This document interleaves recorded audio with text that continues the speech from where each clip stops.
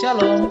Sebelum ibadah dimulai, kami menganjurkan Anda untuk subscribe channel kami dan nyalakan tombol notifikasi agar Anda bisa mendapatkan informasi terbaru tentang adanya ibadah online dan yang lainnya. Selamat beribadah, Tuhan Yesus memberkati. Shalom saudara-saudara yang terkasih. Saya mengajak saudara untuk memperhatikan beberapa hal sebelum saudara mengikuti ibadah online Gereja Kristen Kalam Kudus, Makassar. Pertama, persiapkan diri saudara untuk dapat beribadah dengan baik dengan menggunakan pakaian yang tepat. Kedua, pilihlah ruangan yang tepat untuk saudara dapat beribadah dengan baik. Ketiga, meskipun saudara sedang menonton ibadah online ini, namun janganlah memiliki sikap hati sebagai seorang penonton, tapi milikilah sikap hati sebagai penyembah yang turut berdoa, memuji, dan menyembah Tuhan. Keempat, pastikan saudara mengikuti ibadah ini sampai selesai. Kelima, persembahan dapat dilakukan dengan cara transfer ke nomor rekening Gereja Kristen Kalam Kudus. Selamat beribadah, Tuhan Yesus memberkati.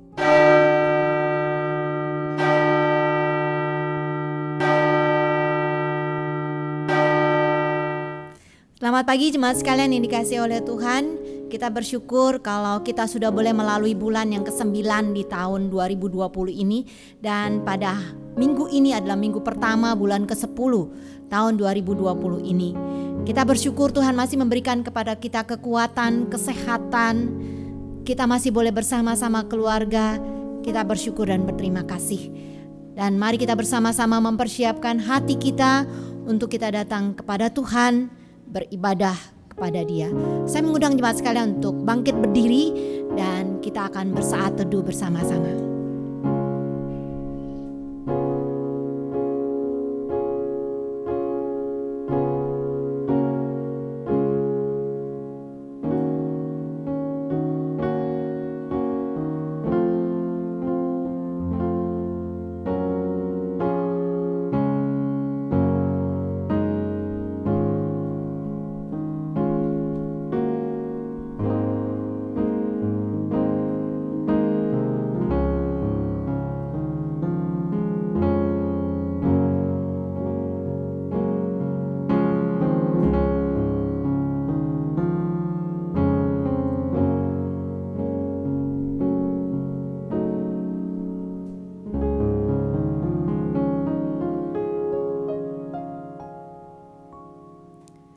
Pertolongan kita adalah di dalam nama Tuhan yang menciptakan langit dan bumi, yang kasih setianya kekal selama-lamanya dan yang tidak meninggalkan pekerjaan tangannya. Kasih karunia dari Allah Bapa kita dan dari Tuhan Yesus Kristus menyertai persekutuan kita serta persekutuan dalam Roh Kudus menyertai kita. Amin. Shalom, selamat pagi Bapak Ibu jemaat Tuhan yang terkasih. Kita bersyukur jikalau pada pagi hari ini kita masih diberikan kesempatan untuk boleh datang berbakti dan beribadah kepada Tuhan. Kita percaya bahwa Tuhan kita, Dia Allah yang baik bagi setiap kita. Dia Allah yang memiliki rancangan yang indah bagi setiap kita. Dia Allah yang telah datang ke dunia ini untuk menebus segala dosa dan kesalahan kita. Hanya Dia Allah yang patut kita puji dan kita sembah. Karena itu biarlah pada pagi hari ini sekali lagi kita arahkan hati kita memuji, membesarkan nama Tuhan. Kita percaya bahwa Dia sungguh Allah yang baik. Dia sungguh Allah yang indah bagi setiap kita. Dia sungguh indah. Dia Yesus.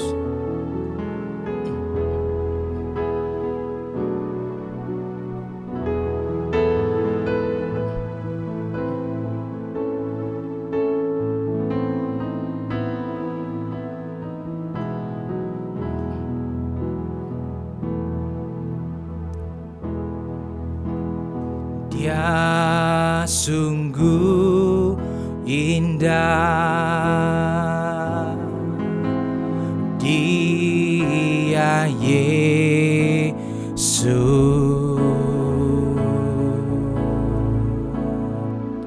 Dia ajaib, Dia mulia, Dia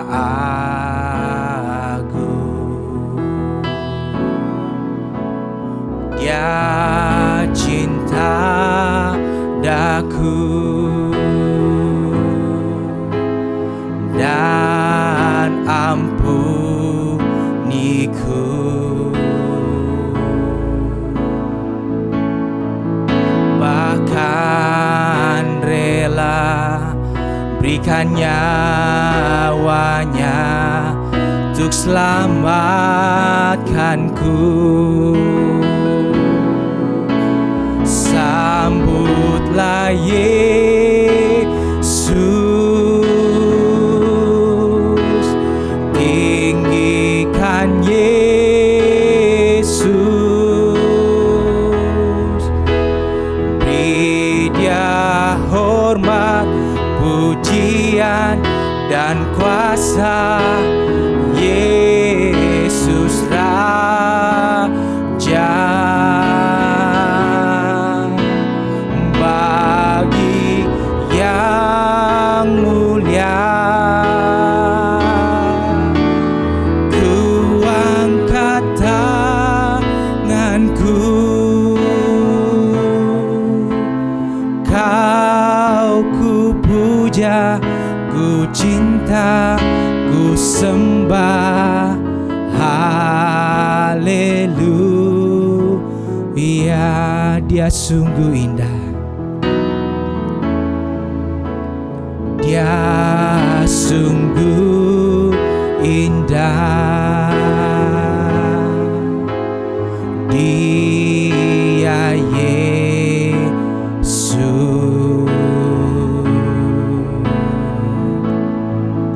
Dia ajaib, Dia mulia, Dia agung, Dia cinta daku dan ampuniku.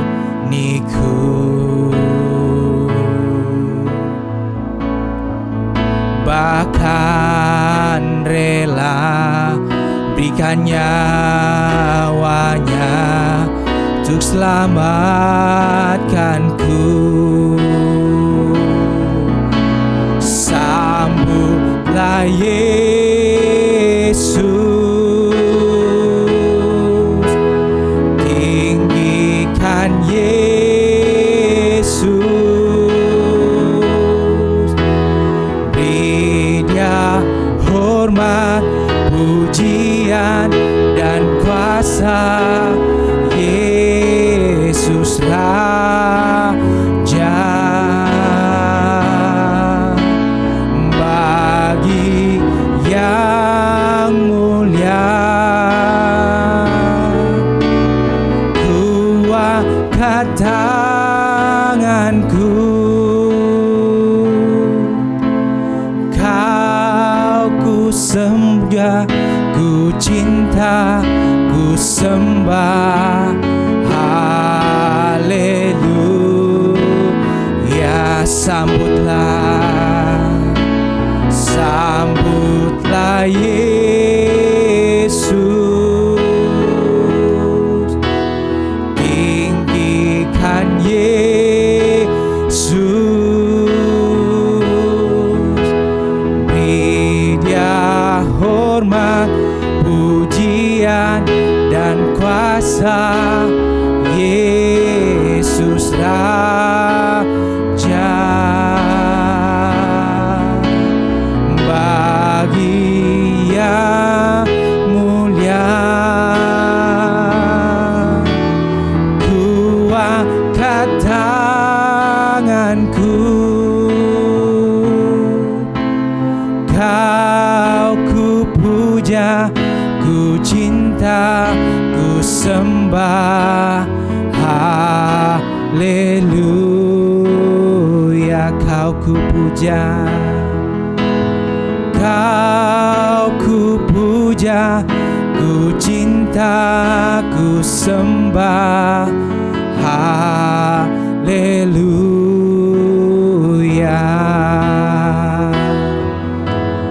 Kau ku puja, ku cinta, ku sembah. Haleluya.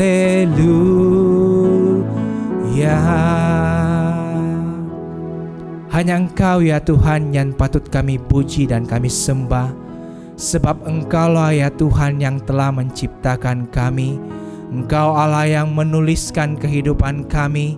Engkau Allah yang telah memimpin dan menyertai kami, menolong kami ya Tuhan, sehingga kami boleh ada sebagaimana kami ada pada saat ini ya Tuhan. Semua hanya karena kebaikan Tuhan, semua hanya karena kemurahan Tuhan dalam kehidupan kami ya Tuhan. Kami bersyukur ya Tuhan jikalau pada pagi hari ini Tuhan masih memberikan setiap kami kesempatan untuk boleh sekali lagi datang beribadah kepada Tuhan. Di tengah musibah yang sedang melanda dunia ini ya Tuhan, kami bersyukur buat kekuatan dan kesehatan yang Tuhan masih berikan bagi setiap kami.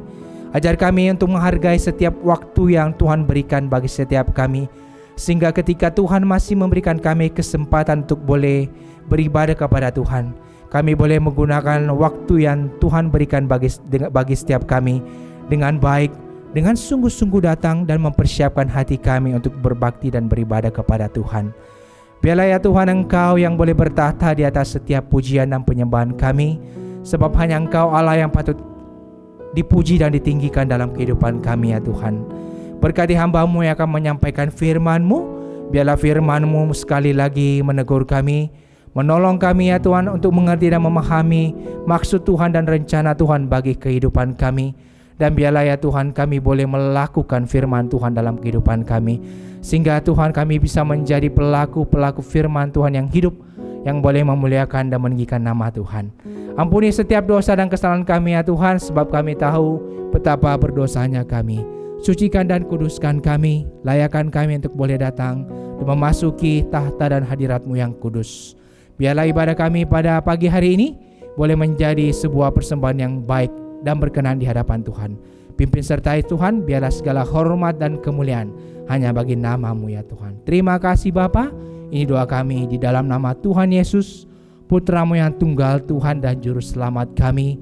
Kami telah berdoa dan kami mengucap syukur. Amin. Bersama-sama kita akan membacakan pengakuan iman rasuli. Pengakuan iman rasuli. Aku percaya kepada Allah, Bapa yang Maha Kuasa, Khalik langit dan bumi, dan kepada Yesus Kristus, anaknya yang tunggal Tuhan kita, yang dikandung dari Roh Kudus, yang lahir dari anak darah Maria, yang menderita sengsara di bawah pemerintahan Pontius Pilatus, disalibkan, mati dan dikuburkan, turun ke dalam kerajaan maut, pada hari yang ketiga bangkit pula dari antara orang mati, naik ke sorga, duduk di sebelah kanan Allah Bapa yang Maha Kuasa, dan dari sana Ia akan datang untuk menghakimi orang yang hidup dan yang mati. Aku percaya kepada Roh Kudus, gereja yang kudus dan am, persekutuan orang kudus, pengampunan dosa, kebangkitan tubuh dan hidup yang kekal. Amin. Jemaat Tuhan, kami persilakan duduk kembali. Bapak Ibu sekalian, kita percaya bahwa di tengah kehidupan kita yang penuh dengan ketidakpastian, hanya Allah, hanya Tuhan, hanya Kristus yang menjadi sumber kekuatan kita. Hanya Dia satu-satunya sumber pengharapan kita, sebab Dia Allah yang telah menciptakan kita, dan Dia juga Allah yang berjanji menyertai kehidupan kita. Kita percaya bahwa di dunia ini tiada Allah seperti Allah kita, dan hanya Dialah Allah yang satu-satunya penolong, penyelamat kita. Karena itu biarlah kita boleh senantiasa boleh terus memuji, membesarkan nama Tuhan. Kita akan mengangkat pujian kita kepada Tuhan, sebab hanya Dia Allah yang patut kita puji dan kita sembah. Kita katakan, tiada seperti-Mu ya Tuhan.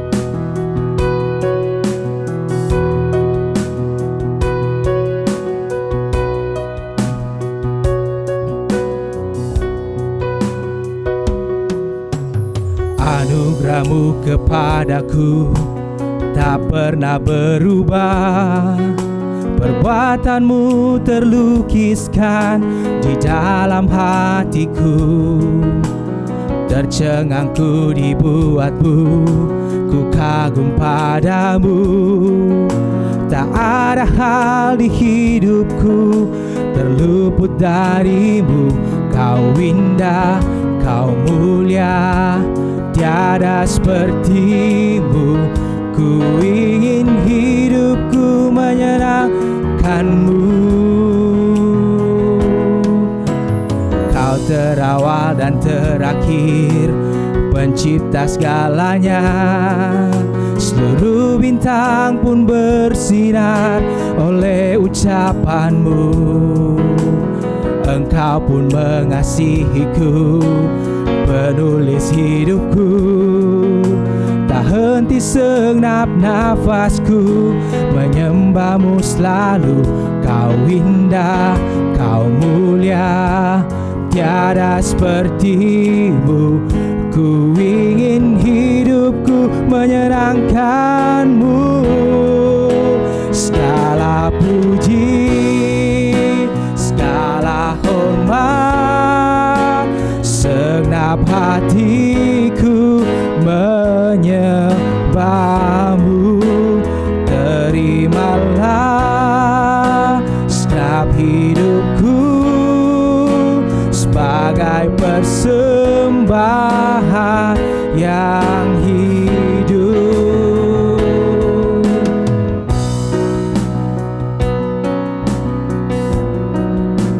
Dia Allah yang telah menyertai kita, Dia Allah yang berjanji menyertai menuntun kehidupan kita.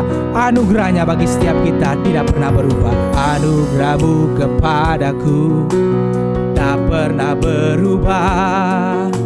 Perbuatan-Mu terlukiskan di dalam hatiku.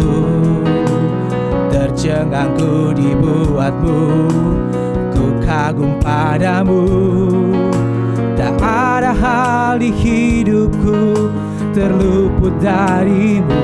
Kau indah, Kau mulia, tiada seperti-Mu. Ku ingin hidupku menyenangkan-Mu. Kau terawal dan terakhir, pencipta segalanya. Seluruh bintang pun bersinar oleh ucapan-Mu. Engkau pun mengasihiku, penulis hidupku. Tak henti segenap nafasku menyembah-Mu selalu. Kau indah, Kau mulia, tiada seperti-Mu. Ku ingin hidupku menyenangkan-Mu. Segala puji, segala hormat, segenap hatiku menyembah-Mu. Terimalah segenap hidupku sebagai persembahan yang segala puji, segala puji, segala hormat, segenap hatiku menyembah-Mu. Terimalah segenap hidupku sebagai persembahan yang hidup. Bukan kehendakku ya Tuhan, bukan kehendakku, namun kehendak-Mu. Oh, hidupku bagi-Mu. Kau indah, Kau mulia, ku ingin hidupku menyenangkan-Mu.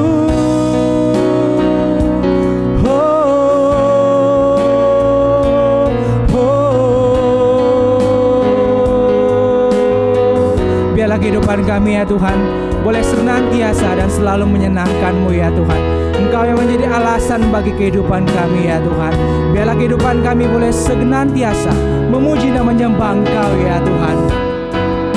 Segala puji, segala hormat, segenap hatiku menyembah-Mu. Terimalah segenap hidupku sebagai persembahan yang segala puji, segala puji,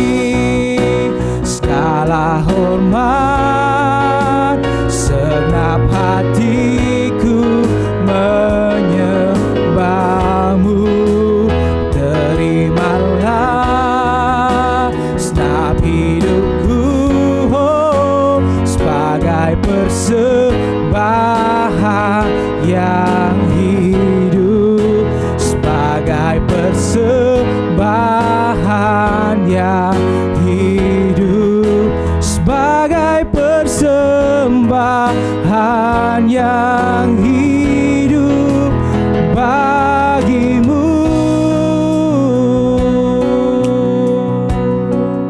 Biarlah kehidupan kita boleh senantiasa menjadi sebuah persembahan yang hidup, yang boleh menyenangkan hati Tuhan.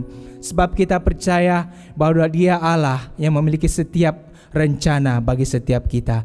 Karena itu biarlah kita sebagai umat Tuhan, di tengah saat-saat situasi yang sulit seperti ini, kita kembali boleh menyatakan kemuliaan Tuhan. Kita boleh menyaksikan kebaikan Tuhan, kemasyuran Tuhan, kebesaran Tuhan dalam kehidupan kita. Sebab kita percaya bahwa Dia Allah yang besar bagi setiap kita.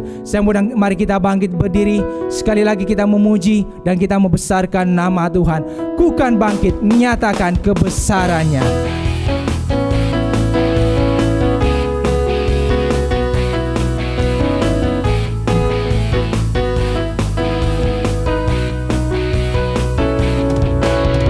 Mari kita semua umat pilihan Allah, dengarlah panggilannya untuk menggenapi firman-Nya. Sekaranglah waktunya untuk berdiri bagi bangsa ini. Mari maju umat pemenang. Mari kita sembah umat pilihan Allah, dengarlah panggilannya untuk menggenapi firman-Nya.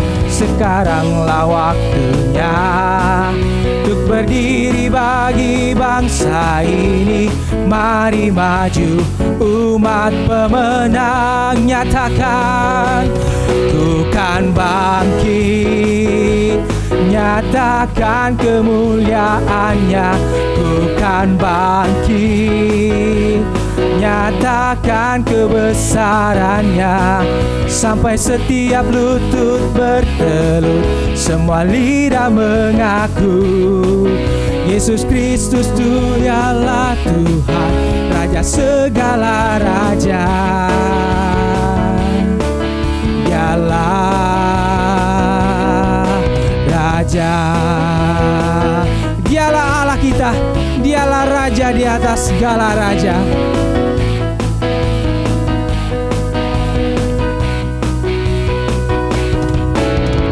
Mari kita sembah umat pilihan Allah, dengarlah panggilannya untuk menggenapi firman-Nya.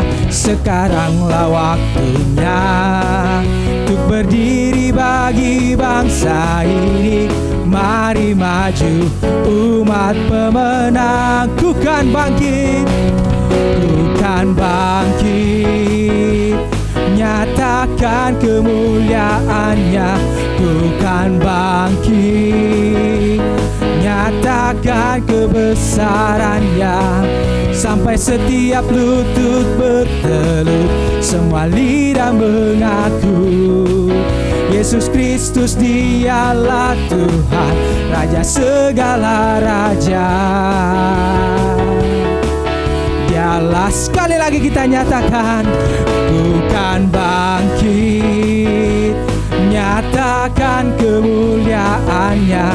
Ku kan bangkit, nyatakan kebesaran-Nya, sampai setiap lutut bertelut, semua lidah mengaku Yesus Kristus Dialah Tuhan, Raja segala raja. Dialah Raja. Dialah Raja, Dialah Allah yang selalu bertahta atas kehidupan kita. Kita percaya bahwa Dia Allah yang rindu agar setiap kita boleh semakin mengenal Dia. Dia Allah yang rindu untuk menggenapi rencana dan kehendak-Nya dalam kehidupan kita. Karena itu biarlah hari lepas hari kita boleh belajar untuk boleh semakin mengenal Tuhan, semakin mengenal kehendak-Nya dalam kehidupan kita. Biarlah kita sekali lagi boleh mempersiapkan hati kita untuk mendengarkan kebenaran firman Tuhan. Kita percaya bahwa firman-Nya yang menjadi sumber kekuatan bagi setiap kita melewati hari lepas hari dalam kehidupan kita. Lebih dalam lagi ya Tuhan, ku rindu untuk mengenal Engkau.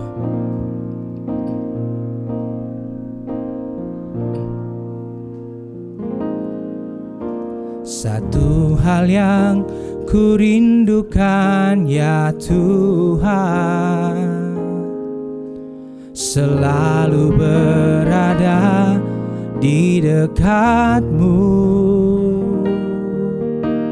dengan segenap hati, dengan segenap jiwa, ku menanti di hadirat-Mu. Satu hal yang ku rindukan ya Tuhan, selalu berada di dekat-Mu dengan segenap hati, dengan segenap jiwa, ku menanti di hadirat-Mu. Lebih dalam lagi ku rindu Kau Tuhan, lebih dari segala yang ada. Lebih dalam lagi ku cinta Kau Yesus, ku mengasihi-Mu. Ini yang menjadi kerinduan kami ya Tuhan.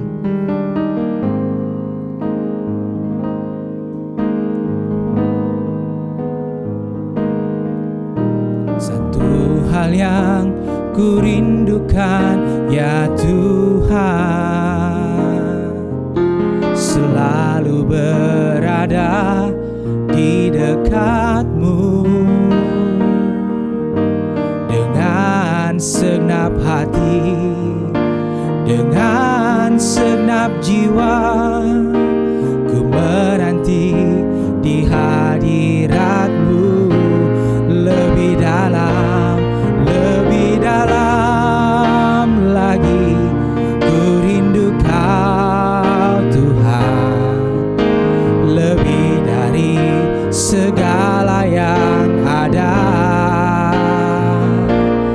Lebih dalam lagi ku cinta Kau Yesus, ku mengasihi-Mu. Lebih dalam lagi ku rindu Kau Tuhan, lebih dari segala yang ada. Lebih dalam lagi ku cinta Kau Yesus, ku mengasihi-Mu.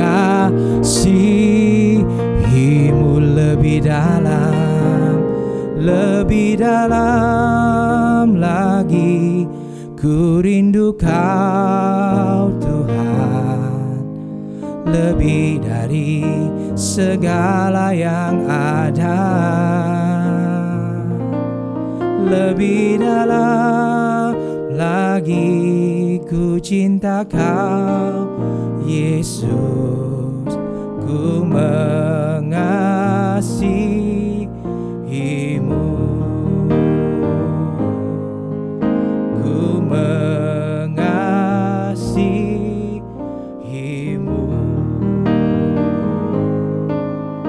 ku mengasihi-Mu.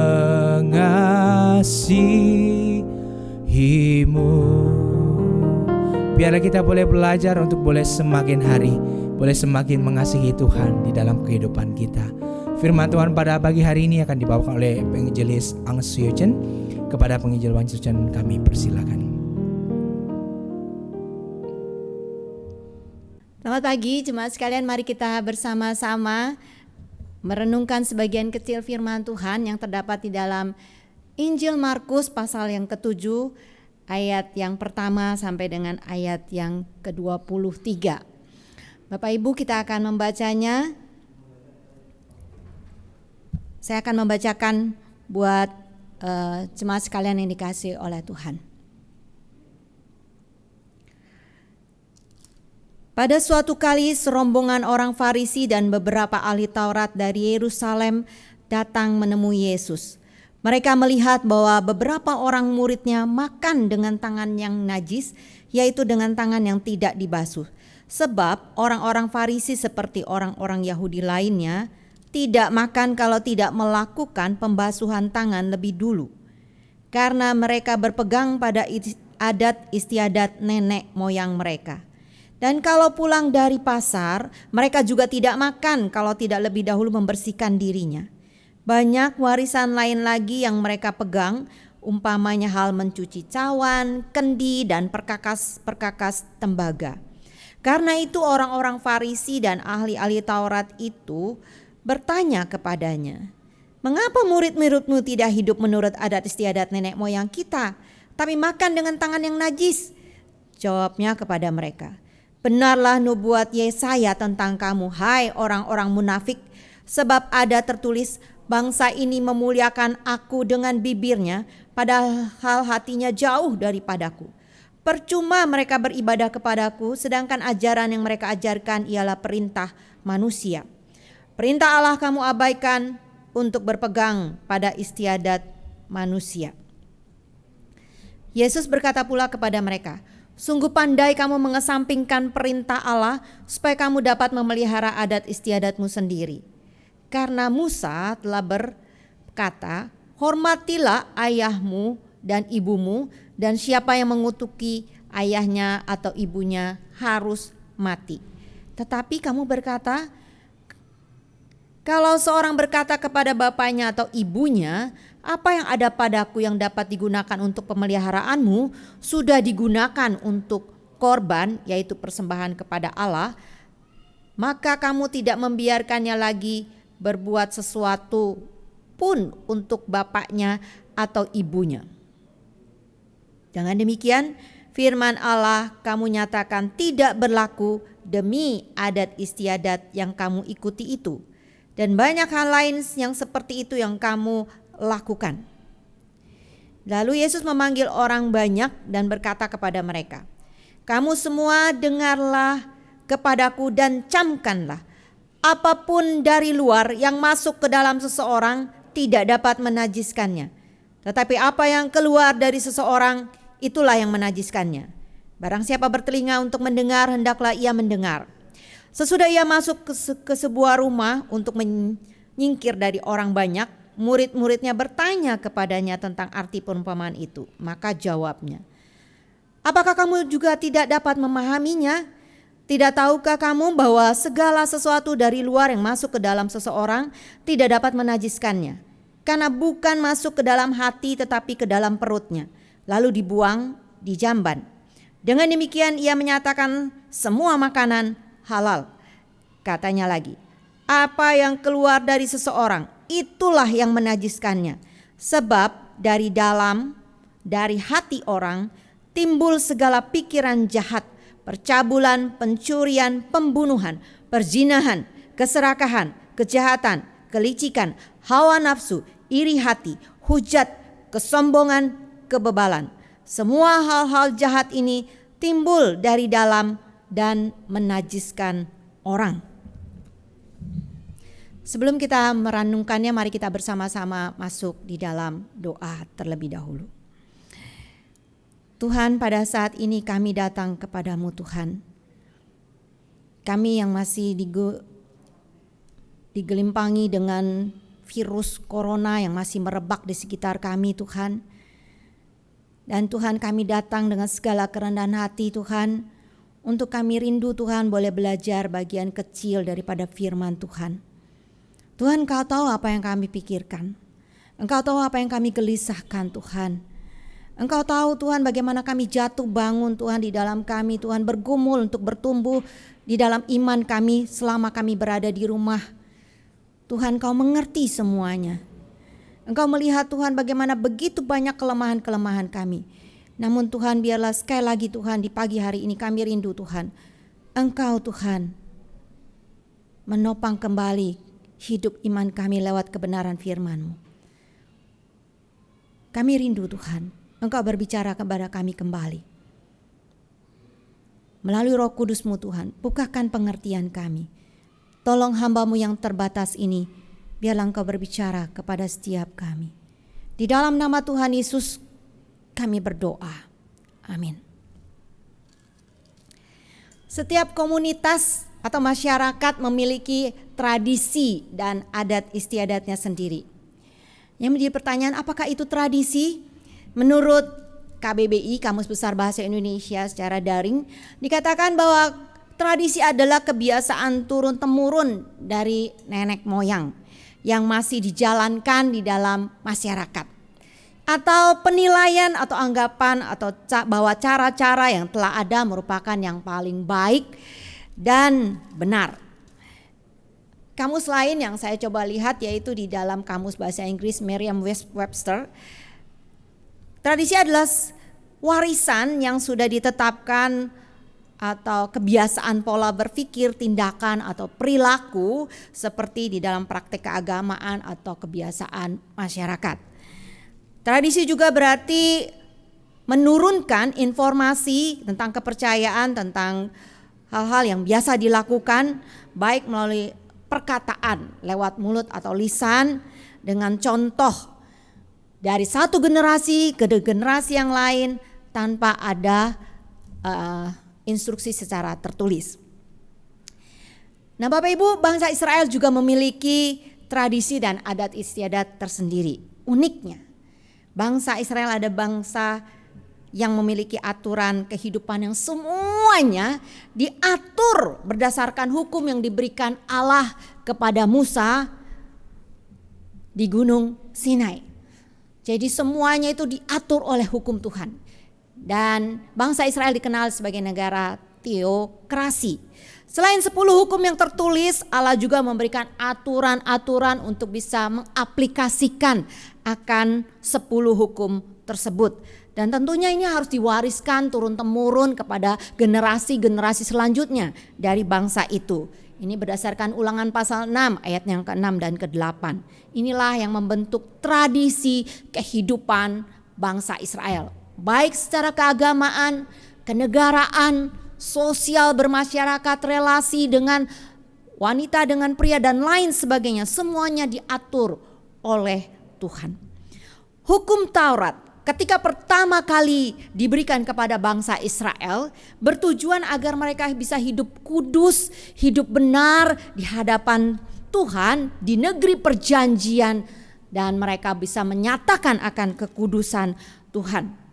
Bila mereka melakukan hukum itu dengan setia, maka mereka akan hidup dan keadaan mereka akan menjadi baik. Keadaan mereka akan bagus di tanah perjanjian tersebut. Mereka juga tidak boleh menambahi atau mengurangi perintah Allah tersebut. Seperti yang tercatat di dalam Ulangan pasal yang ke-12 ayat yang ke-32. Namun kita semua tahu di dalam firman Tuhan, di dalam Alkitab dikatakan bahwa bangsa Israel gagal untuk bisa melakukan akan hukum Musa ini. Mereka sering memberontak dan memberontak dan memberontak lagi. Mereka diberikan kesempatan untuk bertobat, mereka bertobat dan kemudian mereka memberontak dan memberontak. Dan pada akhirnya Tuhan menghukum mereka dan membuang mereka hingga ke Babel. Bapak Ibu Saudara sekalian yang dikasihi oleh Tuhan, di negara pembuangan ini mereka menyesal. Mereka menuliskan ratapan mereka dan tangisan mereka yang tercatat di dalam Mazmur pasal yang 137. Bagaimana mereka bisa menyanyikan puji-pujian tentang Yerusalem ketika mereka berada di negeri pembuangan. Mereka menyesali akan perbuatan mereka.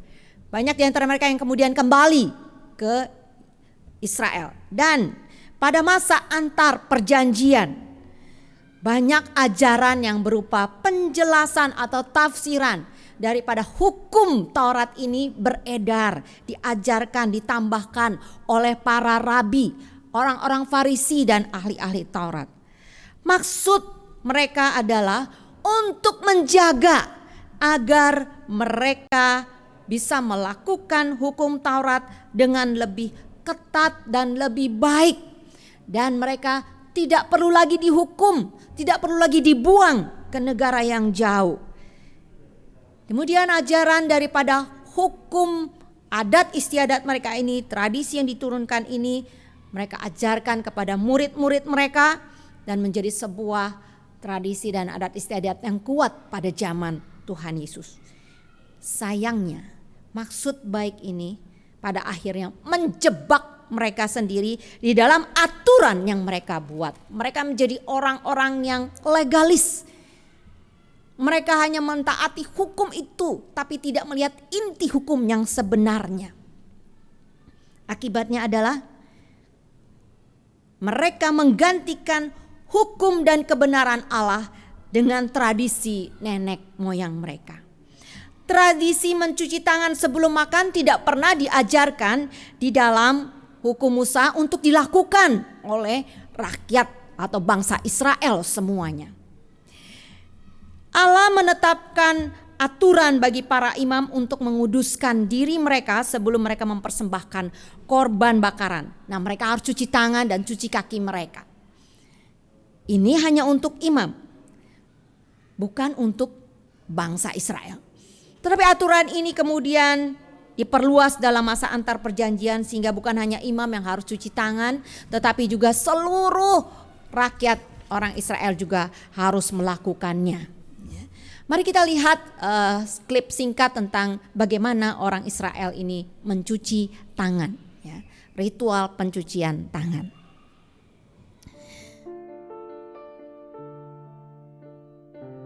In ancient times, the priests used to sanctify themselves before eating holy food. And that is what Netilat Yadayim is for us. It's a way of saying the meal we are about to eat is holy. And we are preparing ourselves for that holiness. A special cup with two handles, called a kvot, is used to wash the hands. Before we eat a meal of bread, we wash our hands in a special way. This is called Netilat Yadayim. The kvot containing the water is passed to the left hand, and then water is poured 3 times on the right hand. Then the cup is passed to the right hand, and water poured 3 times onto the left hand. The water should cover the entire hand up to the wrist. It is customary to hold the cup with a towel when pouring on the left hand. A little water should remain on the left hand to be rubbed over both hands while reciting the blessing. Baruch atah Adonai Eloheinu melech ha'olam asher kiddeshanu b'mitzvosav v'tzivanu al netilas yodoyim. Then the hands are dried. One should not talk until the blessing Hamotzi has been recited over them. Dan bukan hanya cuci tangan sebelum makan, tapi mereka juga harus mencuci tangan sebelum mereka berdoa. Dan ritual cuci tangan ini bukan hanya satu macam jenisnya, gitu ya, tapi ada tingkatannya.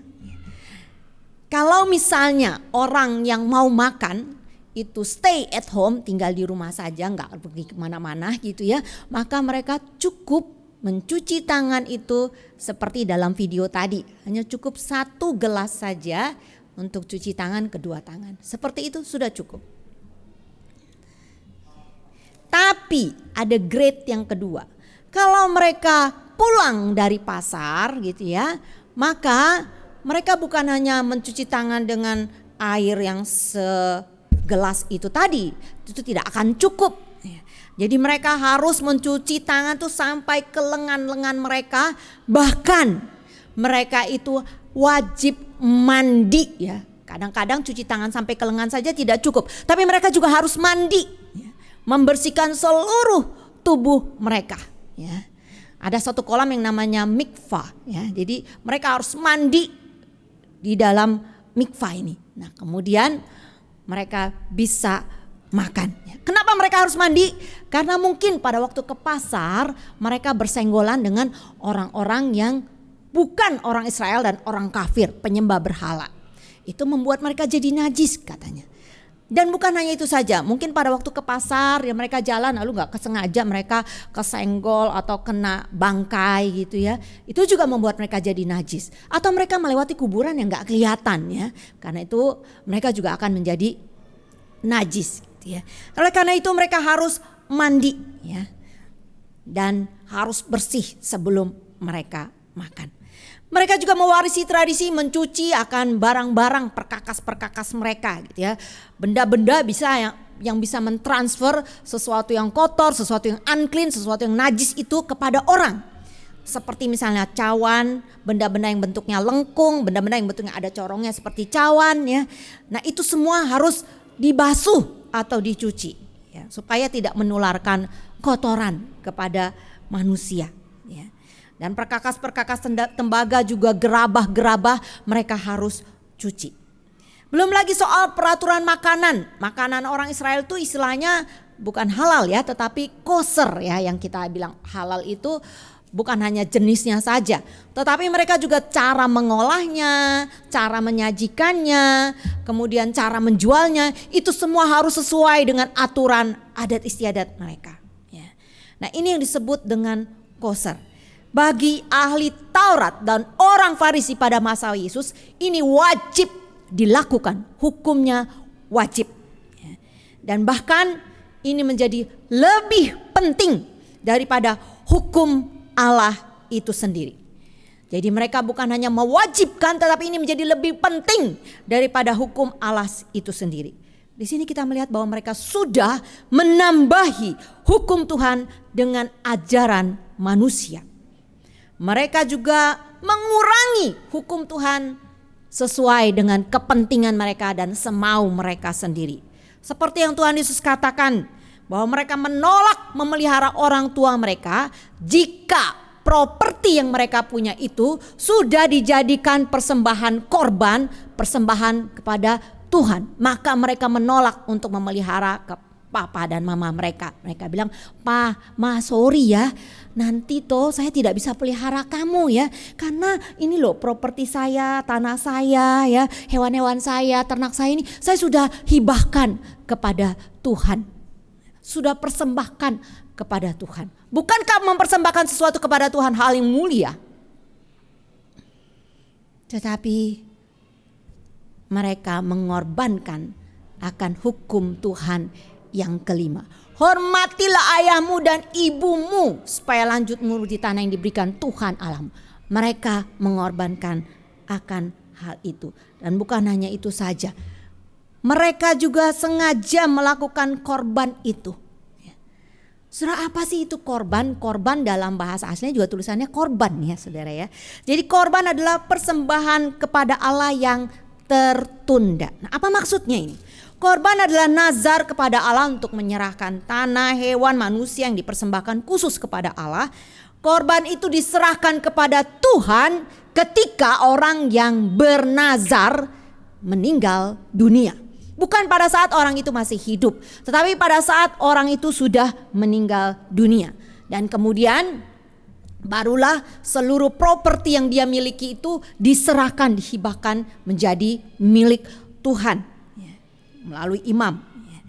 Saudara sekalian dikasih oleh Tuhan, jadi selama orang yang bernazar hidup sebenarnya properti itu diolah oleh mereka dan mereka masih menguasai properti mereka, harta mereka, ternak mereka, tanah mereka dan lain sebagainya. Saudara sekalian, ada seorang yang bernama T.W. Manson berargumen berkata, orang yang melakukan nazar untuk memberikan persembahan khusus kepada Allah ini sebenarnya bukan bermaksud memberikannya kepada Tuhan, tidak sama sekali. Tetapi untuk mencegah orang lain memilikinya. Jadi mereka tidak bermaksud menyerahkannya itu dengan tulus hati kepada Tuhan, tapi hanya untuk mencegah orang lain memiliki akan properti mereka itu. Sungguh tragis ya. Dan ajaibnya, para imam turut andil di dalam hal ini dengan menyediakan wadah hukumnya.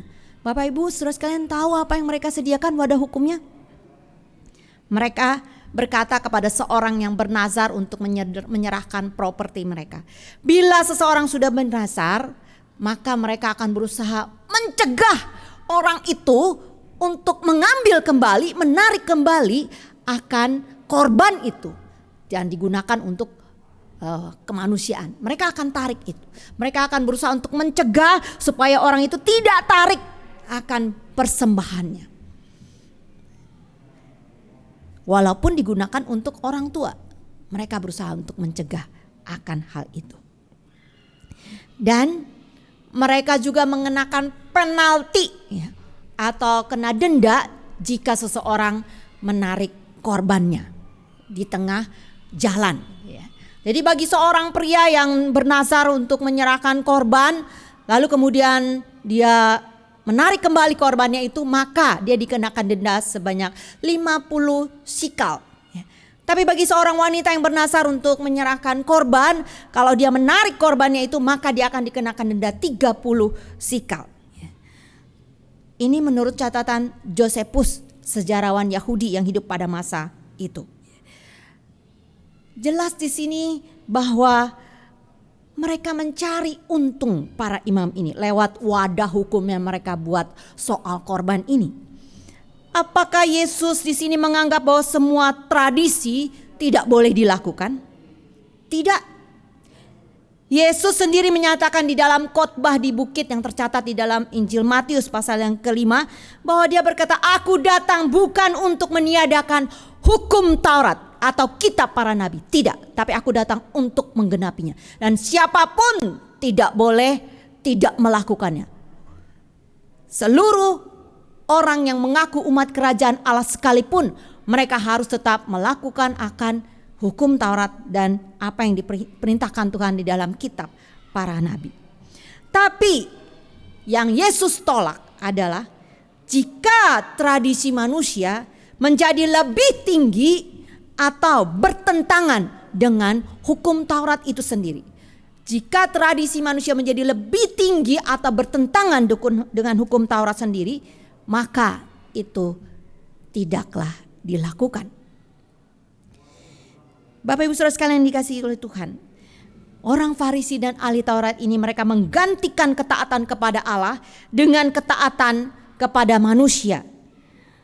Dan di dalam ayat yang ke-9 dikatakan bahwa mereka mengesampingkan perintah Allah. Kata aslinya mengesampingkan itu yaitu ATTT, itu artinya menggantikan dengan secara sadar. Artinya itu menggantikan secara sadar kebenaran Allah itu dengan adat istiadat manusia.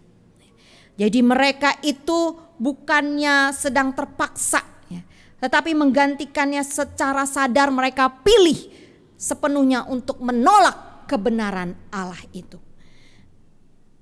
Dan ini menjadi sebuah berhala yang baru, yaitu keuntungan pribadi dan adat istiadat manusia yang baru yang mereka akhirnya sembah. Sebenarnya berhala mereka ingin hindari, tetapi mereka akhirnya membentuk berhala baru dengan peraturan-peraturan yang mereka buat sendiri. John Calvin pernah berkata bahwa hati manusia adalah pabriknya berhala. Bapak Ibu Saudara sekalian yang dikasihi oleh Tuhan, reformator Martin Luther menempelkan 95 dalilnya di depan pintu gereja Wittenberg karena gereja pada masa itu sudah melakukan banyak sekali penyimpangan. Kebetulan bulan ini adalah bulan misi biasanya ya, bulan Oktober ya. Kita mengingat bagaimana Martin Luther pada tahun 1517 tanggal 31 Oktober menempelkan 95 dalil di depan pintu gereja Wittenberg. Salah satu penyimpangan yang dilakukan oleh gereja yaitu penyimpangan terhadap firman Tuhan adalah masalah sertifikat penghapusan dosa. Sertifikat ini dijual oleh pihak gereja yang menjamin pembelinya bebas dari api penyucian. Luar biasa ya. Karena pada masa itu orang-orang Katolik Roma berkata bahwa orang yang meninggal itu kalau nggak masuk surga, neraka atau satu lagi tempat di tengah-tengah yaitu api penyucian. Ya. Jadi untuk mempersingkat waktu maka belilah sertifikat ini supaya kamu langsung masuk ke surga ya. Alasan dibalik penjualan sertifikat ini adalah kebutuhan keuangan untuk keuskupan. Dan sertifikat ini dipercayakan kepada seorang salesman yang cukup handal dari Ordo Dominican yang bernama Johann Tetzel. Dan Johann Tetzel ini berjingle ya istilahnya ya, kayak orang menyanyi berirama gitu ya, berpromosi. Dia mengatakan seperti ini, segera setelah sebuah koin masuk ke dalam kotak persembahan ini, celing, maka satu jiwa terlompat dari api purgaturi sekalipun dosanya sangat jahat, seperti memperkosa perawan suci Maria. Satu saja sertifikat pengampunan dosa sudah cukup menutupi dosa tersebut. Bapak Ibu Saudara sekalian dikasih oleh Tuhan, bisa bayangkan ya, manusia ingin mencari selamat dengan usahanya sendiri. Mereka menganggap bahwa mereka bisa memakai itu semua, menggantikan firman Allah untuk bisa mendapatkan keuntungan pribadi. Mereka anggap itu benar. Dan di dalam sejarah gereja banyak sekali juga bidat-bidat yang berusaha untuk mengalihkan kebenaran firman Tuhan. Salah satunya adalah Joseph Smith, pendiri gerakan Mormon. Demi untuk membenarkan dirinya yang melakukan poligami, maka dia menyatakan bahwa itu adalah perintah Tuhan untuk dirinya. Jadi instruksi Allah buat dirinya, maka dia melakukan poligami tersebut. Bapak Ibu sekalian yang dikasihi oleh Tuhan, kita juga mungkin masih memegang tradisi kehidupan kita yang lama di samping firman Tuhan. Indonesia ini terkenal dengan tradisi adat istiadat yang di beberapa daerah masih berbau mistis ya, dan sebenarnya tidak sesuai lagi dengan kebenaran firman Tuhan. Saya teringat ketika saya kecil itu ya, orang tua saya selalu bilang, aduh kalau udah jam 6 itu jangan suka keluar rumah ya. Atau misalnya tidak boleh berdiri di depan pintu ya, karena depan pintu itu nanti banyak setan lewat gitu ya. Jadi ini sebuah tradisi yang sebenarnya hanya untuk nakut-nakutin anak kecil gitu ya, supaya ya nggak usahlah keluar-keluar lagi seperti itu ya. Tapi ini sebuah tradisi yang sebenarnya agak bertentangan ya dengan kebenaran firman Tuhan. Mungkin sekarang sih orang nggak lakukan itu ya. Saya nggak tahu kalau di daerah terpencil gitu ya. Tapi itu berbeda gitu ya. Kemudian kita juga bisa terjebak di dalam memilih-milih kebenaran firman Tuhan. Oh yang ini cocok buat saya untuk lakukan. Oh yang itu cocok buat dia, bukan untuk saya gitu ya. Jadi kita sering kali menghakimi orang lain gitu, kemudian yang ini cocok untuk dia, bukan untuk saya. Yang ini cocok untuk saya ya. Kalau misalnya soal berkat, soal hidup berkelimpahan, wah ini cocok sekali buat saya ya. Tapi ke soal hukuman-hukuman, nah itu cocok buat dia itu ya, seperti itu ya. Atau misalnya kita memilih yang kita rasa sanggup kita lakukan, yang kita nggak sanggup lakukan ya kita nggak lakukan. Memang benar firman Tuhan seperti seremonial atau misalnya ritual korban itu sudah tidak kita lakukan lagi, karena itu sudah digenapi oleh Tuhan Yesus di atas kayu salib ya. Tetapi Bapak Ibu Saudara sekalian dikasih oleh Tuhan, kita tetap harus melakukan firman Tuhan. Dari PL sampai PB itu adalah bagian kita merenungkannya, dan kita bisa mengertinya menjadi lebih dekat dengan Tuhannya. Kita tidak bisa memilih-milih mau mana yang suka kita lakukan. Yang kedua yang mereka lakukan, mereka bangga dan menyombongkan diri mereka sebagai orang suci dan benar, bahkan lebih benar daripada Yesus Sang Mesias itu sendiri. Bapak Ibu Saudara sekalian, mereka sudah melihat dengan mata kepala mereka sendiri bagaimana Tuhan Yesus sudah menyatakan dirinya sebagai Allah. Dia berkata bahwa anak manusia berkuasa untuk mengampuni dosa. Dia juga mengatakan bahwa anak manusia adalah Tuhan atas hari Sabat. Itu semua indikasi ya. Dan Tuhan Yesus sudah menunjukkan bagaimana dia melakukan banyak sekali mujizat ya. Indikasi bahwa dia adalah Mesias yang diutus. Tapi orang Farisi dan para ahli Taurat ini menutup mata akan hal itu. Dan mereka itu niat banget dengan segala kesombongan mereka niat banget dengan sengaja datang dari Yerusalem untuk kota yang berbeda, kota yang berbeda di mana Tuhan Yesus ada pada saat itu. Di dalam menurut catatan Yesus pada Markus pasal yang ke-6 itu berada di kota Genesaret. Jika benar demikian, maka itu cukup jauh dan mereka niat banget untuk datang menjumpai Tuhan Yesus dari Yerusalem. Untuk apa? Untuk kangen-kangenan? Oh bukan. Mereka datang untuk menegur Tuhan Yesus atas perilaku para muridnya. Mereka bukan sekedar tegur, tapi sejatinya mereka mau menghakimi. Mereka mau mempermalukan Tuhan Yesus di hadapan orang banyak. Mereka ingin menunjukkan bukti akan segala kegagalan dan kesalahan Yesus sebagai guru yang sedang naik daun, yang dipuji-puji oleh banyak orang. Bagi mereka, guru yang kompeten adalah guru yang mengajarkan adat istiadat nenek moyang mereka dan bukan meremehkannya seperti Tuhan Yesus. Maka mereka merasa bahwa Yesuslah yang bertanggung jawab atas perilaku murid-muridnya yang melanggar adat istiadat nenek moyang mereka. Jadi guru yang bocai gitu ya, yang besai, kata orang Hokkien, akan menghasilkan guru murid yang besai juga atau yang bocai juga. Dengan segala keangkuhannya, sambil menyindir dan mungkin juga dengan melampiaskan rasa iri dan permusuhan yang selama ini dipendam, mereka bertanya, mengapa murid-muridmu itu tidak hidup menurut adat istiadat orang Yahudi? Tapi makan dengan tangan yang najis. Wajah dan mimiknya mungkin juga dengan rasa angkuh. Mereka merasa pantas untuk menegur Yesus.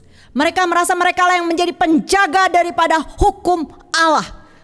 Mereka menjadi penjaga daripada adat istiadat nenek moyang mereka. Karena itu mereka merasa diri pantas untuk melakukan teguran keras seperti itu kepada Tuhan Yesus.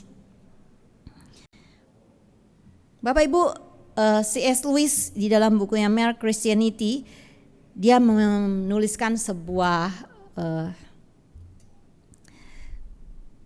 komentar yang bagus sekali. Dia berkata seperti ini. Ada sebuah kebiasaan buruk yang tidak ada seorang pun bisa bebas daripadanya. Dan setiap orang di dunia ini benci ketika melihat kebiasaan itu ada pada orang lain. Dan sulit sekali menemukan orang yang merasa bersalah memiliki kebiasaan buruk tersebut kecuali orang Kristen sejati.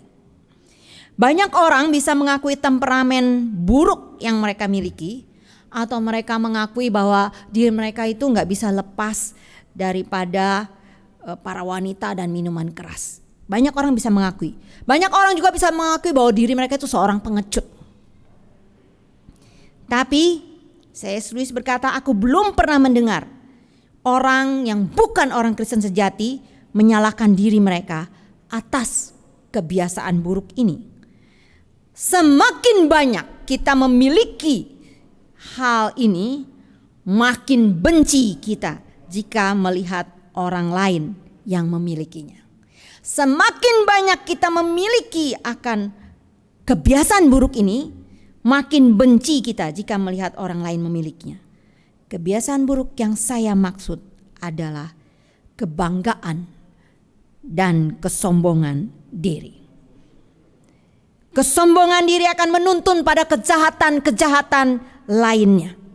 Kesombongan diri akan membawa kita pada tingkat kejahatan yang lebih tinggi.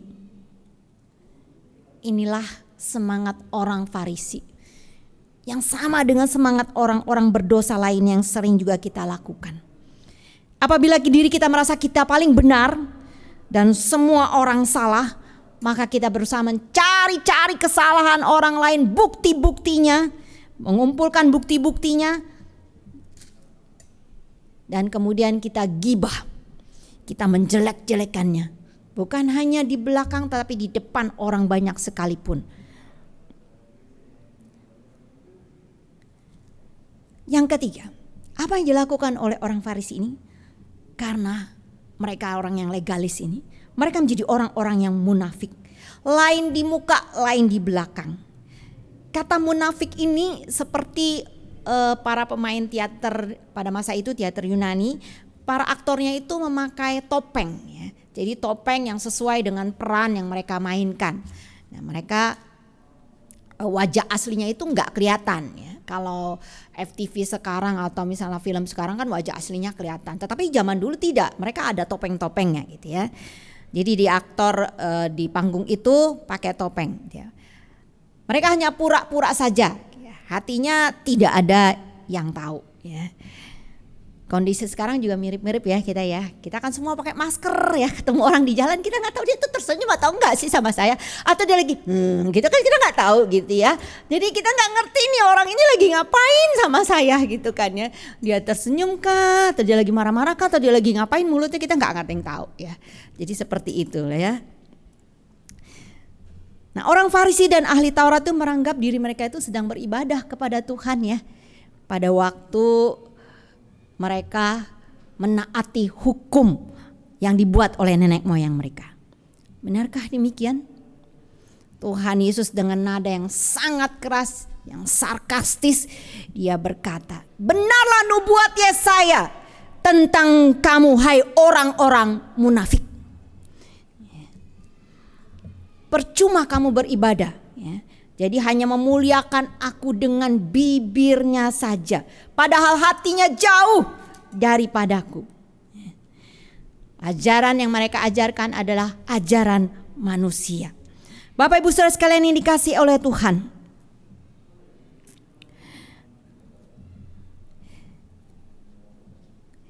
ibadah yang dilakukan oleh para ahli Taurat dan orang-orang Farisi adalah semacam lip service saja. Hati mereka tidak pernah berpaut kepada Allah, tidak ada kesungguhan hati, tidak ada ketulusan hati, tidak ada kasih akan Allah di dalam ibadah mereka. Ibadah itu hanya kewajiban untuk membanggakan diri mereka sendiri. Oh, saya hebat, saya bisa loh lakukan. Saya bisa melakukan dengan usaha sendiri. Mereka bukan memuliakan Tuhan atau meninggikan Tuhan.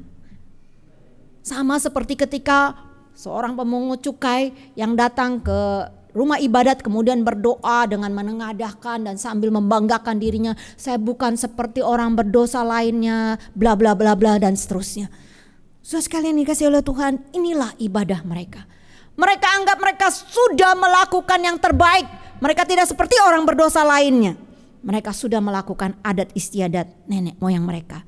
Tapi sebenarnya di dalam hati mereka tidak ada sama sekali, karena mereka mengasihi Tuhan, maka mereka beribadah kepada Tuhan. Tidak ada sama sekali. Dan sejujurnya ini sama dengan menghina Allah. Ketika mereka beribadah tapi hatinya jauh daripada Tuhan, sama dengan menghina Allah. Umpama misalnya saya dipanggil oleh Pak Jokowi, saya nih dipanggil oleh Pak Jokowi. Padahal sih nggak mungkin ya mungkin. Tapi dipanggil ke istana mungkin karena ada hal penting yang harus dibicarakan berkenaan dengan sekolah minggu se-Indonesia. Kapan ya? Saya datang memenuhi panggilan mulia itu. Ya. Tapi sementara Pak Jokowi bicara sama saya, malah saya sibuk gitu ya dengan HP saya. Terus saya nggak begitu perhatiin apa yang dia bicara. Saya sibuk jawabin WA, lihat IG dan lain-lain sebagainya. Saya tidak fokus pada pembicaraan. Ya pastilah gak lama kemudian saya akan diusir keluar ya dari istana itu. Karena saya sebetulnya sedang menghina seorang presiden yang memanggil saya. Seberapa sering kita melakukan hal yang sama seperti ini? Seperti ahli Taurat dan orang Farisi. Ketika ibadah kita sibuk bermain HP ya. Di rumah pun kita bisa melakukan hal yang sama ya. Ibadah sambil kita main HP bisa ya. Sibuk ngobrol gitu ya. Kemudian ketika ibadah juga mungkin karena saat ini di rumah gitu ya. Jadi kita lebih banyak, oh ya belum mandi pun gak apa-apa ya. Dulu kita harus sebelum ibadah harus cepat-cepat mandi gitu ya. Beres-beres bersih-bersih. Tapi sekarang bisa jadi bangun tidur pun langsung ibadah juga bisa gitu ya. Dan iblis makin menggoda kita untuk bersikap tidak sepantasnya kepada Tuhan dalam ibadah kita di rumah. Pikiran kita tidak fokus pada Allah. Atau sebaliknya, wah kita rajin baca Alkitab, kita rajin berdoa, kita rajin pelayanan, tapi semuanya hanya untuk kesenangan pribadi dan kebahagiaan diri sendiri. Bukan untuk kemuliaan Tuhan. Kita senang lakukannya karena kita merasa senang. Kita bukan karena mengasihi Tuhan, tapi mengasihi diri sendiri. Kita tidak tulus mengasihinya. Sama seperti misalnya kalau saya berkhotbah, tapi saya sedang memuliakan diri saya. Itu sama saja. Saya sedang menghina Allah saya. Bapak Ibu Saudara sekalian dikasihi oleh Tuhan, Yang keempat yang mereka lakukan adalah mereka mencampur adukan antara kebersihan fisik dan kebersihan rohani. Bangsa Israel sebagai umat pilihan, umat perjanjian memang dibedakan dari bangsa lain di sekitarnya lewat makanan halal dan haram di dalam Imamat pasal yang ke-11. Hukum tahir dan tidak tahir ini bertujuan agar umat Israel itu merefleksikan akan kekudusan Tuhan. Akan tetapi yang dipermasalahkan oleh orang Farisi dan ahli Taurat pada masa itu, pada saat dia berhadapan dengan Tuhan Yesus, bukan dari hukum Taurat, tapi dari adat istiadat yang dibuat oleh nenek moyang mereka, yaitu masalah cuci tangan sebelum makan. Mereka beranggapan bahwa fisik yang bersih sama dengan bebas dari dosa. Fisik yang terkontaminasi menjadikan seseorang berdosa. Bagi orang Farisi dan ahli Taurat, mandi setelah pulang dari pasar atau mencuci tangan itu bukan sekedar masalah higienis atau kebersihan, tetapi lebih daripada itu seperti penyucian hati atau penyucian rohani supaya relasi mereka dengan Tuhan tidak terganggu. Sedangkan bagi Yesus terbalik prinsipnya 180 derajat, bukan 360 ya, tapi 180 derajat. Makanan atau pengolahan makanan, masalah cuci tangan atau tidak cuci tangan sebelum makan tidak mempengaruhi kemurnian atau kesucian hati atau rohani seseorang. Karena dosa bukan datangnya dari luar masuk ke dalam, tetapi dosa akarnya ada di dalam hati manusia. Manusia sudah jatuh di dalam dosa, Adam sudah jatuh di dalam dosa, maka semua keturunannya sudah berdosa. Akar itu sudah ada di dalam hati setiap orang untuk melakukan dosa. Jadi bukan datang dari luar maka seseorang berdosa. Tidak, orang dari luar mungkin hanya mempengaruhi, tetapi bukan membuat kita jatuh di dalam dosa. Bapak Ibu sekalian dikasih oleh Tuhan, inilah yang dimaksud dengan Yesus. Yesus tidak melihat bahwa kalau misalnya orang yang cuci tangan itu langsung mereka hatinya bersih. Apa yang masuk ke dalam diri seseorang kotor, makanan itu itu tidak akan mempengaruhi secara ritual. Tapi makanan yang masuk itu akan diolah di dalam perut masuk ke lambung, di usus dan lain-lain sebagainya, kemudian keluar nanti ketika kita BAB dan dibuang ke jamban Ya istilahnya ginilah, sederhana ya. Kalau tangan kita kotor kemudian kita makan, ada resiko sih, misalnya kita diare gitu atau muntaber, kena kolera dan lain sebagainya. Ya untuk sikon sekarang sih memang kita harus rajin-rajin cuci tangan dan mandi Bukan karena kita supaya terhindar dari dosa, tapi karena terhindar dari COVID gitu Jadi berbeda sekali Jadi kalau orang Israel pada masa itu mereka melakukannya karena mereka menganggap bahwa cuci tangan, mandi dan lain sebagainya itu bisa membersihkan dosa mereka. Tapi Tuhan Yesus menegaskan, apa yang keluar dari dalam hatilah yang menyebabkan orang berdosa kepada Allah dan mengganggu relasi dengan Allah dan manusia. Bukankah penampilan orang Farisi yang bersih, kata mereka, bebas dari dosa? Tapi kenapa? Hati mereka itu penuh dengan rancangan jahat untuk mempermalukan orang, menjatuhkan orang, membunuh Yesus. Mereka begitu sombong dan menganggap diri paling benar. Mereka menganggap diri paling benar, paling hebat lebih hebat daripada Tuhan Yesus. Mereka mengatakan mereka bebas dari dosa ketika mereka cuci tangan, tapi hati mereka sungguh penuh dengan segala kebusukan. Karena memang dari hatilah timbul segala pikiran jahat, seperti percabulan, pencurian, pembunuhan, perzinahan, keserakahan, kejahatan, kelicikan, hawa nafsu, iri hati, hujat, kesombongan dan kebebalan secara rohani. Ini semua tidak datang dari luar adanya, tetapi dari dalam hati manusia yang berdosa itu.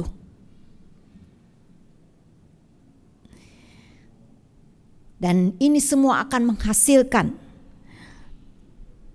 pikiran tindakan yang bisa melukai, membawa kesedihan, bahkan kematian.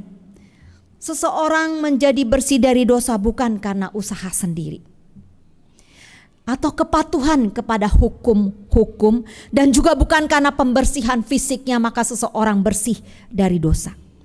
Tapi seseorang bersih dari dosa karena transformasi hati yang dikerjakan oleh Allah dalam karya Yesus yang mati dan bangkit. Kita semua adalah pendosa yang tiada harapan dan tidak berdaya, dan amat memerlukan seorang juru selamat sejati, yaitu Yesus.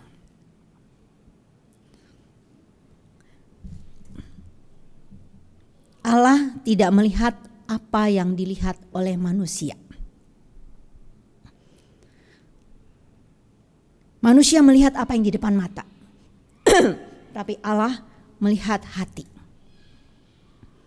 Saat ini, jika Allah menengok ke dalam hati kita, apakah yang Allah temukan?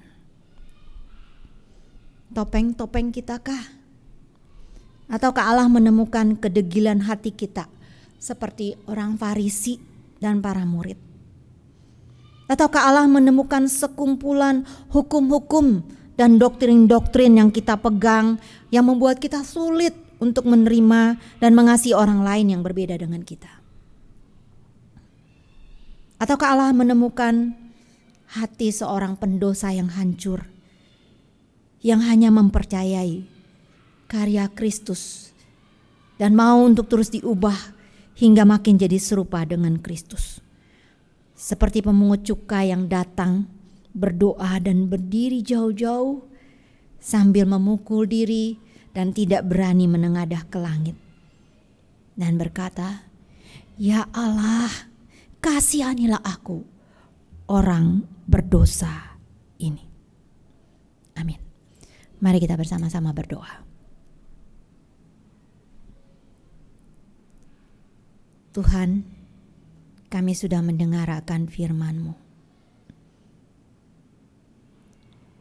Kami terlalu sering, Tuhan, berlaku, bersikap seperti orang-orang Farisi dan ahli-ahli Taurat. Dimanapun kami berada, Tuhan, begitu mudah, Tuhan, kami melakukan seperti yang mereka lakukan. Bapa di dalam surga, biarlah firman ini sekali lagi, Tuhan, menegur kami, mengajar kami. Kami butuh Engkau, Tuhan, untuk mentransformasi hidup kami. Kami percaya, Tuhan, kematian dan kebangkitan-Mu, Tuhan, boleh kembali, Tuhan, menyucikan hati setiap kami. Bukan usaha kami, Tuhan, bukan kepandaian kami, bukan hikmat kami, Tuhan, bukan tradisi, Tuhan, tapi biarlah, Tuhan, kami boleh belajar untuk selalu ingat hanya Engkau yang bisa menghapus dosa kami. Kami perlu akan Engkau. Ubahlah hidup kami, ya Tuhan, hati kami. Bapa di dalam surga, saat ini juga kami berdoa, Tuhan, untuk saudara-saudara seiman kami yang masih berduka oleh karena ditinggal oleh sanak keluarga mereka yang terkasih. Kami teringat untuk Ai Gyokwa yang belum lama ditinggal oleh kakak yang terkasih. Tuhan, terus hiburkan dan kuatkan mereka. Tolong mereka, Tuhan, untuk mereka boleh melaluinya bersama dengan Tuhan.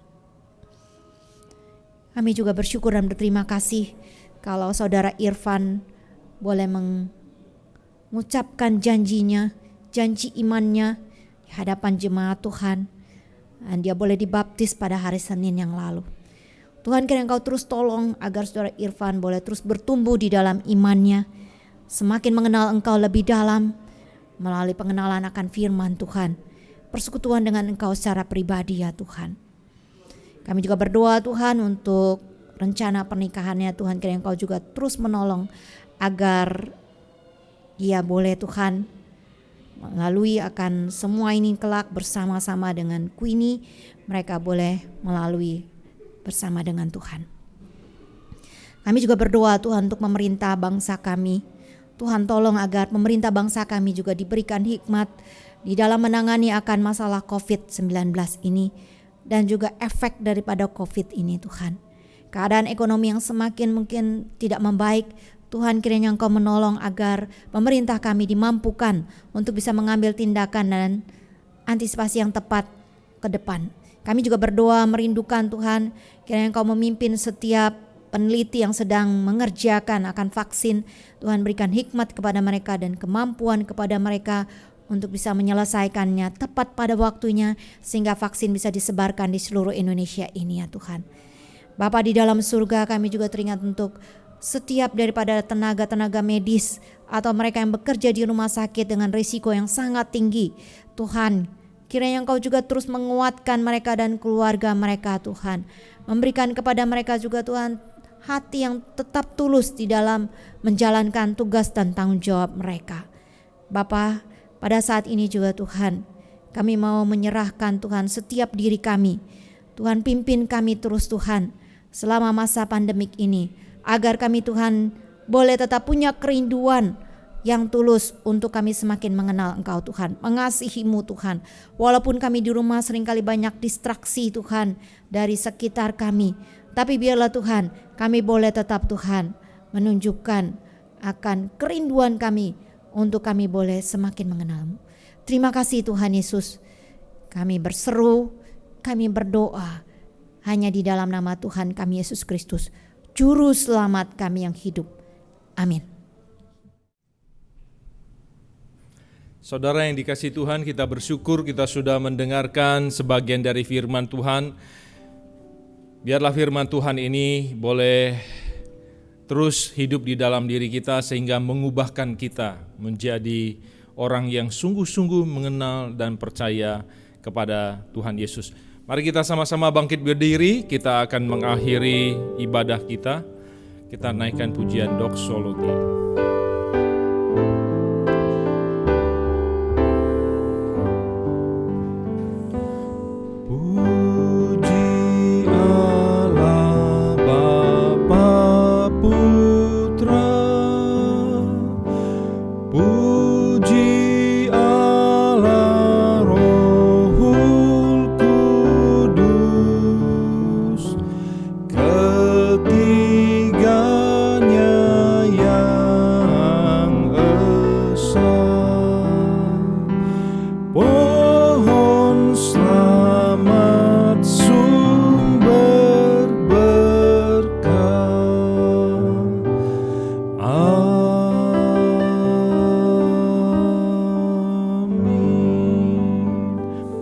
Tundukkan kepala kita dan hati kita di hadapan Tuhan. Biarlah firman Tuhan ini terus memberikan kita pengertian untuk kita boleh hidup seturut dengan kehendak Tuhan, dan terimalah berkat Tuhan. Tuhan Allah memberkati engkau dan Tuhan Allah melindungi engkau.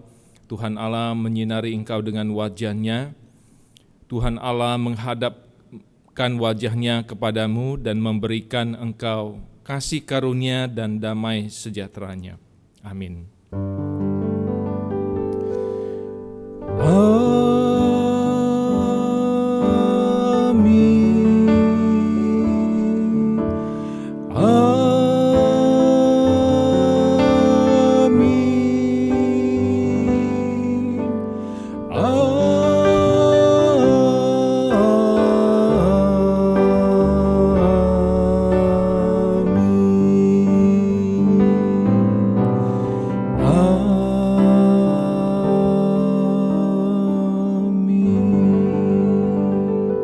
Silakan duduk saudara yang dikasihi Tuhan, mari kita ambil waktu teduh sejenak di hadapan Tuhan.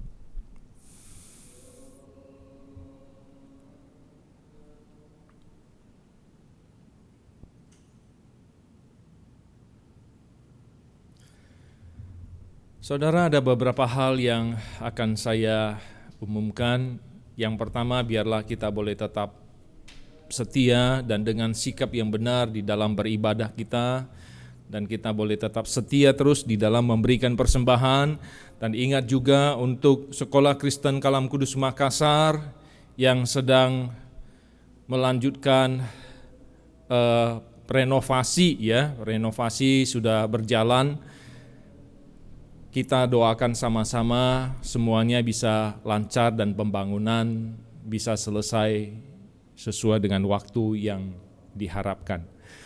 Biarlah kita boleh tetap terus menjaga kesehatan kita sehingga kita boleh tetap sehat dan semua orang yang ada di sekitar kita juga semuanya sehat. Ini saja yang saya bisa sampaikan. Tuhan Yesus memberkati kita. Selamat berhari Minggu. Shalom, Warta Jemaat Gereja Kristen Kalam Kudus Makassar, edisi 4 Oktober 2020. Ibadah umum online akan tayang di YouTube tanggal 11 Oktober 2020 yang akan dipimpin oleh Evangelis Ratna Wijaya. Ibadah doa online akan tayang di YouTube tanggal 8 Oktober 2020 jam setengah 8 malam yang akan dipimpin oleh Evangelis Daud Padan. Halo adik-adik, jangan lupa ya ikuti ibadah sekolah minggu online yang akan tayang di YouTube tanggal 4 Oktober 2020 jam 10 pagi. Majelis dan hamba Tuhan mengucapkan kepada saudara Irfan Tundiarwan yang telah menerima sakramen baptisan kudus pada tanggal 28 September 2020. Tuhan Yesus memberkati.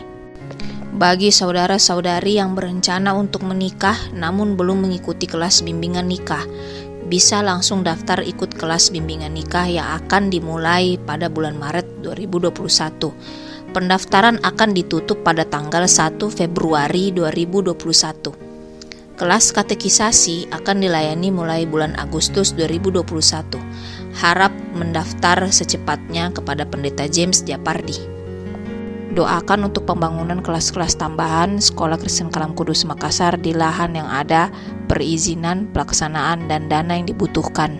Berita duka telah meninggal dunia Bapak Beni Wijaya, kakak dari Ibu Oi Gyokhwa pada hari Jumat tanggal 25 September 2020. Semoga keluarga yang ditinggalkan diberikan kekuatan dan penghiburan oleh Tuhan Yesus. Bagi para jemaat Gereja Kristen Kalam Kudus Makassar, baik yang di pusat dan yang di pos, kami berdoa Tuhan senantiasa melindungi kita semua sehingga kita dan sekeluarga selalu dalam keadaan sehat. Tetaplah beribadah kepada Tuhan di rumah masing-masing agar pertumbuhan rohani kita tetap terpelihara dengan baik. Salam kami, hamba Tuhan dan Majelis Gereja Kristen Kalam Kudus Makassar.